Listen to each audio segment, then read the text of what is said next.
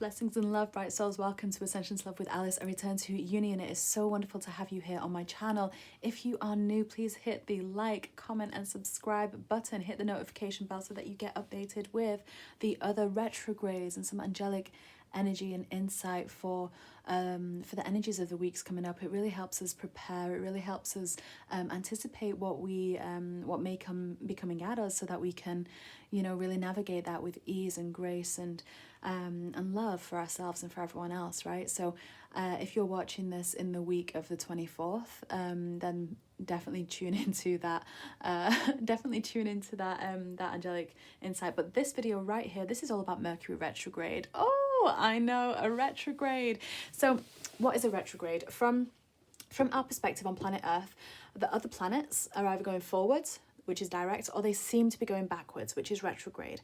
What that means for us is that all these planets, they actually do have influence over us. They don't control us, but they do have influence over us. And what that means is, each planet, each asteroid, everything like that, the sun, the moon, etc., they all kind of have their own area of expertise, right? And Mercury is all about communication, technology, contracts, how we articulate ourselves, how we collaborate with one another, various things like that. So, traditionally in a Mercury retrograde, the roads get a little bit busier, technology tends to jam up, or it could do. We're advised not to sign any contracts in a Mercury retrograde. We're kind of advised to take an extra deep breath before having a conversation with a loved one, or especially if it's something a little bit tricky, because it may bring a misinterpretation. It's more have those face-to-face conversations rather than over text, where things can get lost in translation. But a retrograde encourages us to go inwards, right? So I personally love retrogrades because it means that there is such a massive amount of deep healing that can take place, right? And that's what they're there for. That's how they help us, right? And that's really what they're there for. In my opinion, when it comes to energy and things like that, a retrograde will really help us to clear and complete any karmic timelines and any behavior patterns that aren't serving us in our highest good. Now, we already have Pluto in retrograde. There is a video out for that. There's already Saturn in retrograde as well. Check that out, because Pluto is about that diving deep, that death and rebirth, like making visible the hidden. Saturn is about karma completion and discipline and spiritual discipline and soul path. Mercury I've already explained, and next month we have more retrograde, so check out those videos also. And right before Mercury goes retrograde, we have a shadow period where it's kind of, we're already feeling the effects of that, right? Mercury is so close to the planet Earth that we do feel the effects of of the shadow phase of that, which is already happening now, right? But let's not take for granted that there also was a super full moon lunar eclipse on the Tuesday, Wednesday. So like I say, do have a little look at those other videos to kind of piece together how this is impacting you and how to best navigate all this energy. But without further ado, I'm gonna crack on here. So Mercury retrograde, beautiful angels, guides and ascended beings of love and light. What can you tell us about it? What can you tell us about Mercury retrograde for the one commencing on May 29th through to June 22nd? What do we need to know? Okay. Got solar plexus energy coming in, that yellow. Yellow can be joy as well, fire opal. So that's sensuality, confidence. This to me also talks about sacred sexuality in that womb space. But that's just me personally. Oh, and look at that, then we have red coming out. So yeah, that definitely would be talking about that for me, for how I'm going to read these cards. But red is about that basic instinct. It's about that root chakra, the womb, that passion, there's anger as well that comes in with that. Let's draw one more card here. Dancing. Gorgeous, gorgeous card. And then we have nettle on the bottom of the deck here. I'm just going to move these up a wee bit. So the bottom of the deck I always read is kind of like the base energy that is coming through for this space of time, and then this kind of breaks it up a little bit more. So with nettle coming in, there is that caution energy, that boundaries, that it's kind of like it's a really good time to establish or not establish but maintain sovereign boundaries. And I use the word sovereign. This isn't about being spiky and being afraid. That's not what a boundary is. That's a wounding. That's a shadow projection. I'm just gonna start out by explaining that. What a sovereign boundary is when you have a lot of love for yourself and love for the other person, right, to the point where you know that you need to maintain your light, right? And to maintain your light, it means that maybe you're going to take a moment of rest rather than picking up the phone. Maybe you're going to turn your phone off today. Maybe you are not going to let someone cancel on you 3 times for whatever it is, you know. It's all about honoring yourself and your own connection with source, right? Your own connection to yourself. That's one of the main differences to when we are maintaining boundaries out of love and sovereignty versus our projections for our own woundings, right? Otherwise it does get very spiky and prickly. But this card coming in, Nettle coming in, is actually suggesting to me that that may happen from other people. You may feel the projections of other people's egos, because once again, it isn't just you, it isn't just me who are dealing with Pluto Saturn retrograde already as well with this Mercury one, right? So, you know, with the influence of those other 2 planets, drawing up karma and things to complete, you know, people may feel people that you know may feel that they want to use their words and they may not be used in the best way. They may be a little bit spiky, so just take a deep breath. You don't actually have to open any text, or you know, you don't actually have to have anyone on social media. You don't have to, if it's for the benefit of your emotional and mental health, to block someone, block that access to you. It's okay to do that, you know. You'll feel so much better, right? So never feel bad for that, you know. What's really interesting is we have this solar plexus energy coming in. This is about flexibility, your personal power, you know, that it's where that inner sun really resides, and that's why most of us receive that energy, that prickly energy as well. So what it feels like is that this Mercury retrograde is actually going to be very poignant for those dynamics, for those dynamics with one another, and for rewriting and reestablishing how we allow others to treat ourselves. And that links into how we love ourselves, how we connect with ourselves, right? You know, how brightly do we let our sun shine? Do we dim our light? Do we drop our energy down to meet someone else where they're at? No, you know, stay shining bright so that they rise up to your level. That's what it's all about. But right in the center of our core, we have that inner sun. You know, really expand that, really feel that there's a sun within you, and expand it around your body. Use that golden light, work with that golden light throughout the space and time to really just hold the space for you. Even working with the fire dragons as well, to clear energy around you and calling them in every day. And I love working with the dragons and all the elemental beings and all the all of my Legion of Light, and they are really here to support us, right? And you know, they work in harmony with everyone else's legions of light as well. There is no heads butting in any of those, right? And that's really quite important, because throughout this Mercury retrograde there may be heads butting here, but you can actually ask for help from your team of light, and not only that, but also for them to help connect you with another person in their highest form. And that might just be on the energetical planes, and that's okay, right? That's okay. If there is energy in the physical planes that isn't ideal, then that's how we do the healing, is in the energetical planes, and that drops in as and when it's ready to, right? Now, what's really interesting is we have fire opal coming in here as well. This is about confidence, and these two are so deeply linked, because, you know, the core area, the gut area, the solar plexus, you know, a lot of self-worth is held there, right? A lot of self-worth, or, you know, whether we feel like we need that external validation from someone. And what's really interesting is that the more that we develop our connection with ourselves, the more that we are, that we have faith in the Mother, Father, Divine, you know, the Mother Earth underneath our feet, like being provided for, you know, receiving everything that we need so that we are always fed and watered and housed, and, you know, we don't have the stress of paying bills and things like that. I bring that in because we have root chakra coming in here, and this survival instinct is getting flagged here. And what's really interesting about that is it feels like this Mercury retrograde is actually going to be very much helping bring up scenarios where we do get an opportunity to reestablish in light our boundaries and not roll over backwards, right? Not roll over for someone else, you know. And not only that, but you know, really learn and develop the relationship with the mother aspects, with the feminine energy. And this, to me, 1, 2, 3 are all about the feminine energies, you know. And it's always an honor when I get to teach on the feminine mysteries, and I do that in my Facebook group, the Isis Dream Temple. Please feel very welcome to join us in there. And there is a course that I actually offer called Rebirthing the Goddess, where we go through each archetype of the divine feminine and do some deep healing with that. So have a look at that, because these two are so linked with that.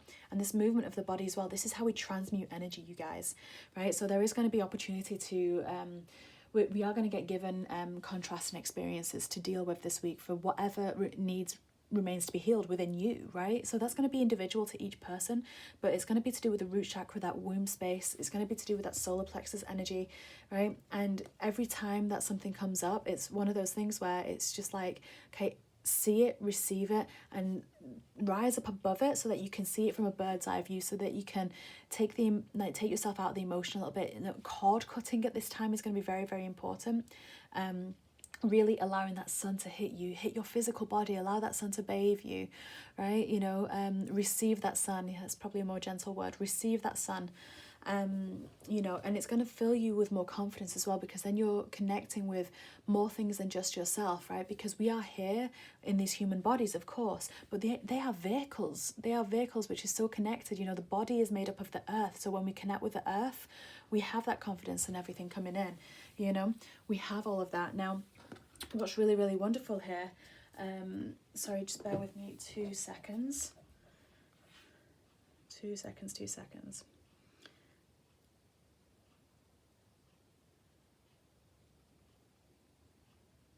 Sorry, someone's just come into the house, which is fine because I do have other people in the house, but I'm just just asking them to be quiet. We work with what we have, right? And when other people come into the house, they often and this is part of it. This is part of the shadow phase, right? Is me trying to record videos in a space where I can connect and things like that without the distractions. And then there will be distractions, because that's what Saturn is about, and that's what Mercury is about. So anyway, knowing all of this, and this energy here, there's going to want to be expression, but when we express ourselves, whether it's to ourselves or someone else, make sure it's coming from a space of love. So be outside, bathe in the light, get your vibration high before you do any communication these 3 weeks, right? Really important, because if we don't, we're probably going to be communicating from a wounded place, and we won't even realize it, because that's how subtle the ego is. So we've got to move our body. Moving our body physically allows the negativity to release, right, through the sweat, through the toxins, through just moving your body allows the energy around your solar plexus and around your root chakra. So those spaces, specifically the core, the belly, the hips, move them, right? Move them and allow them to release the energy that you have been releasing on an emotional and a mental level, right, and a spiritual level. What's going to be difficult for should we ask that? Yeah, what's going to be challenging? Let's see, what's going to be challenging, you guys, for this space and time? Yep, working through your fears, that Scorpio energy. Don't let the past hold you back. So yeah, past beliefs are gonna show up. It's going to be and this is past beliefs about other people, actually, is what they're saying. So how you've experienced yourself in other dynamics, and how you've experienced other people, right? And this is really important, because the thing is that we actually do not know anyone as well as we think. And what I mean by that is, every single day that we wake up, we return to our body and we are a new version of ourselves. That being said, you may have an ex that's showing up right now, right? That tends to happen in retrogrades. You might have an ex that is showing up, and you may have a lot of past memories show up about them, right? And how you or they may have dealt with certain things, and how you or they may have responded at those times to certain things. But the thing is that you don't know them now. You don't know what they've healed, what they've gone through, and how they are showing up, right? And that's really important, because oftentimes we can try and tar someone and say this person is X, Y, and Z, when really that's a projection of your wound onto them and how you're choosing to see them, right? So that's really, really, really important here. Yeah, that's super, super important. Sorry, just bear with me 1 sec.